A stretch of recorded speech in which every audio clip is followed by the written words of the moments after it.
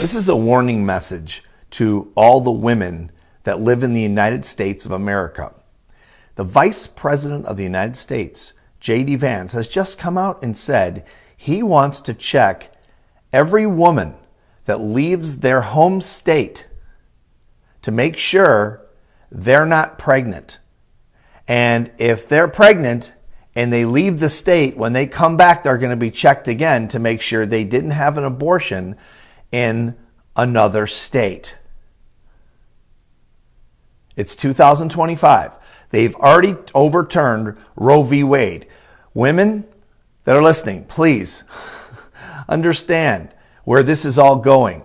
Your rights are going to be stripped under this administration and all the cronies that are going to follow if Trump's people continue to be elected and followed. You know where it's all going?